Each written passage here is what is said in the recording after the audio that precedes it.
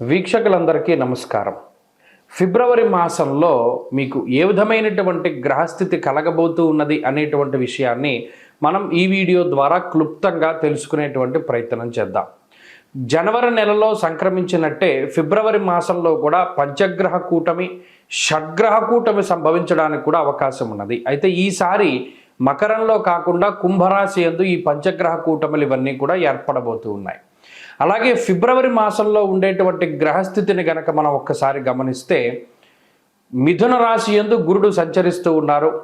అలాగే సింహరాశి యందు కేతువు యొక్క సంక్రమణం జరుగుతూ ఉన్నది, కేతువు సంచరిస్తూ ఉన్నారు. అలాగే కుంభరాశి యందు రాహువు ఉన్నారు, మీనరాశి యందు శనైశ్వరుడు. ఈ 4 గ్రహాలు అలా స్థానంలో ఉన్నాయి. అయితే 13వ తారీఖు వరకు రవి యొక్క సంచారము మకర రాశి యందు ఉంటుంది. 13వ తారీఖు తదుపరి రవి యొక్క సంచారము కుంభరాశిలోకి వెళుతోంది. ఇది ఒక్క విషయాన్ని మనం పరిశీలన చేస్తే కుంభరాశిలో ఇప్పటికే రాహు యొక్క సంచారం ఉన్నది. ఈ 13వ తారీఖు దాటాక రవి కూడా కుంభరాశిలోకి ప్రవేశం చేయబోతూ ఉన్నారు. రవి రాహువులు కలిసి ఉండడం వల్ల అది పితృదోష కారకంగా మనం చెప్పుకోవచ్చును. జనరల్గా అయితే రవి రాహువు కలిసినప్పుడు సూర్యగ్రహణాదులు ఇవన్నీ ఏర్పడుతూ ఉంటాయి. అయితే ఈసారి మన భారతదేశంలో ఏ గ్రహణాలు కూడా ఇప్పుడు కనబడడం లేదు. కాబట్టి గ్రహణ సంబంధమైన విషయాలపై మనం భయపడవలసినటువంటి అవసరం లేదు. కానీ ఇక్కడ రవి రాహువులు కలిసి ఉంటే పితృదోషము వస్తుంది. ఈ 13వ తారీఖు తదుపరి ఫిబ్రవరి మాసంలో ఎవరైతే జన్మించబోతూ ఉన్నారో ఆ శిశువుల పైన ప్రభావం పడుతుంది. అందువల్ల ఎవరైనా ఫిబ్రవరి మాసంలో ఏదైనా సిజేరియన్ ముహూర్తాలు వీటి గురించి అడిగేటువంటి వాళ్ళు చాలామంది ఉంటారు. వాళ్ళకి సూచనప్రాయంగా ఒక మాట ఏమిటి అంటే 13వ తారీఖు లోపులో వీలుంటే కొంచెం పరిస్థితులు అవి సానుకూలంగా ఉంటే ఈ సిజేరియన్ అవి కూడా ముహూర్తాలు మీరు చేసుకోవచ్చును.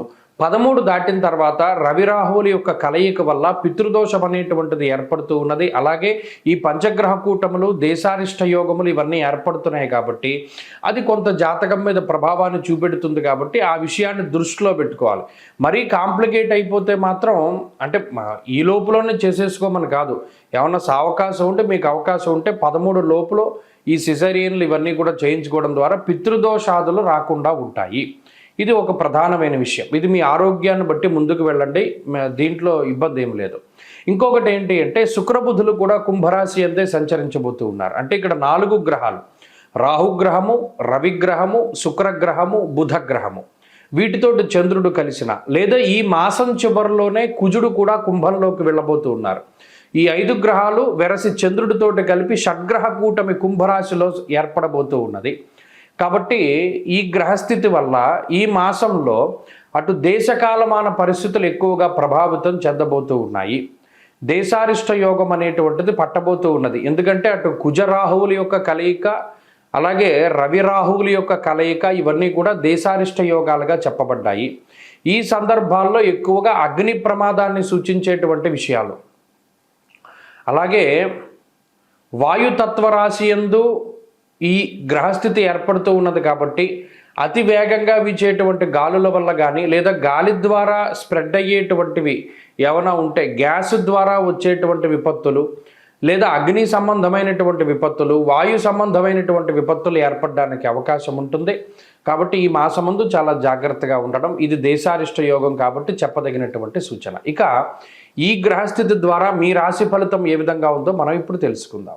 మీనరాశి వారికి ఫిబ్రవరి మాసం సాధారణమైనటువంటి మాసంగానే చెప్పవచ్చును.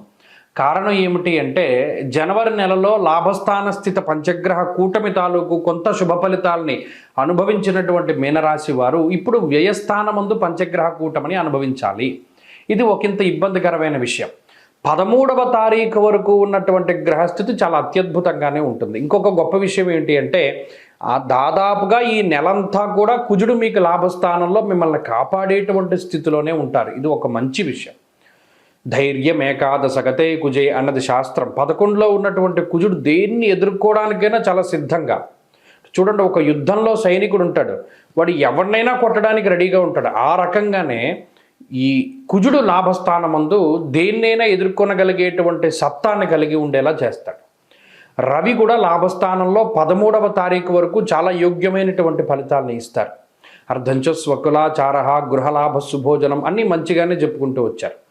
13వ తారీఖు దాటాక రవి 12లోకి వెళ్ళిపోతారు. శుక్రుడు 12వ స్థానంలో, బుధుడు 12వ స్థానంలో, రాహు 12వ స్థానంలో, చంద్రుడు 12వ స్థానంలో. వ్యయస్థానంలోకి ఎప్పుడైతే గ్రహాలు కూడుతాయో, వ్యయస్థానం అనేటువంటిది ఒకంత ఇబ్బంది పెట్టేటువంటిది గోచారంలో. ఎందుకంటే ద్వాదశాష్టమ జన్మస్థ అన్నారు. అంటే ద్వాదశ స్థానంలో గురించే ప్రత్యేకించి ఫస్ట్ చెప్పారు. 12లో గ్రహాలు ఎక్కువ కూడకూడదు గోచారంలో.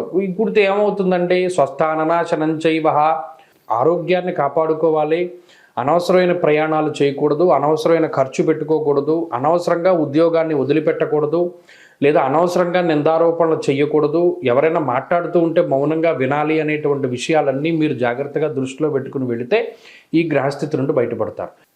2 ఖర్చు కనబడుతూ ఉన్నది, 3 అనారోగ్యం కనబడుతూ ఉన్నది. ఈ విషయాల పట్ల జాగ్రత్తగా ఉండాలి. ఈ సందర్భంలో ఈ మాసంలో ఎక్కువ నిర్ణయాలు తీసుకోకుండా, అదృష్టాన్ని నమ్ముకుని ముందుకు వెళ్లకుండా, మీ స్వశక్తిని, మీ తెలివితేటల్ని, మీ సామర్థ్యాన్ని నమ్ముకుని ముందుకు వెళితేనే కొంచెం బాగుండేటువంటి పరిస్థితులు ఉంటాయి. ఏంటంటే ఇంత భయపెడుతున్నారని మీరు ఇక్కడ గ్రహస్థితిని మనం పరిపూర్ణంగా అంచనా వేసుకునే వెళ్ళాలి జీవితంలో. 12వ స్థానం ముందు గ్రహాలు ఉన్నప్పుడు మనం దేనికోసం కూడా చాలా ఫోర్స్గా ముందుకు వెళ్ళకూడదు. ఎందుకంటే ఈ గ్రహస్థితి ఎప్పుడు వెనక్కి లాగుతుంది. వెనక పెద్ద గొయ్యి ఉందనుకోండి, మీరు చూడనంత వరకు పర్వాలా, ఒక్కసారి చూసిన తర్వాత మీరు ఎదరగడి ఉంచుని తిరిగి చూస్తే భయం వేస్తూ ఉంటుంది. మనం పడిపోతామేమో, ఆ భయమే మనల్ని పడేస్తుంది. కాబట్టి గ్రహస్థితి తెలుసుకోవడం చాలా ముఖ్యం. మనకి టైం బాగాలేదు, జాగ్రత్తగా ముందుకు వెళ్ళాలి. ముందు నిద్ర తీసేస్తుంది, సరిగా నిద్ర పట్టదు. ఎందుకు నిద్ర పట్టదు? అయితే సమస్యల వల్ల పట్టదు, లేదా ఆరోగ్యం బాగా లేకపోతే పట్టదు. ఇలా సమస్యలు, అనారోగ్యము ఈ రెండింటిని కలిగిస్తుంది. 12లో ఉండేటువంటి శుక్రుడు, బుధుడు ధన వ్యయాన్ని కలగజేస్తారు. చూస్తుండగా డబ్బు ఖర్చు పెట్టించాడు. ఈ మాసం చివరిలో కుజుడు కూడా 12లోకి వెళ్ళిపోతారు. 12లోకి వెళ్ళిపోతే మరి అదోకి ఇబ్బంది, స్థాన చలనము ఇక్కడ వస్తుంది సమస్య. ఇప్పటి వరకు ఒకే ప్రాంతమందు ఉన్నటువంటి మీనరాశి వారికి ఆ స్థానాన్ని వదిలిపెట్టి వేరే ప్రాంతానికి వెళ్ళవలసినటువంటి పరిస్థితులు రావచ్చు. ఇది ఒక విషయాన్ని దృష్టిలో పెట్టుకోవాలి. కాబట్టి అక్కడ స్థాన మార్పుకి సంబంధించినటువంటి విషయాలు కనబడుతూ ఉన్నాయి. దైవికంగా దీన్ని ఎలా దాటాలి? గణపతి యొక్క ఆరాధన చాలా గొప్పది. గణపతి షోడశనామాలు ప్రతిరోజు చదువుకుంటూ ఉండడం, గణపతి అష్టోత్తరాన్ని పారాయణ చేయడం, లేదు ప్రత్యేకించి గరికతోటి గణపతి యొక్క అష్టోత్తరంతో ఆయన్ని అర్చించడం, గణపతి ఆలయాన్ని దర్శించడం, బుధవారం నాడు ఒక చెరుకు గడ కానీ, బెల్లం కానీ, పంచదార కానీ దేవాలయంలో సమర్పణ చేయడం ద్వారా ఈ ఇబ్బందికర గ్రహస్థితి నుండి బయటపడతారు. ఈ విషయాన్ని దృష్టిలో పెట్టుకోండి. ప్రతిరోజు గణపతి ఆరాధన చేస్తూ ఉండడం చెప్పదగినటువంటి సూచన.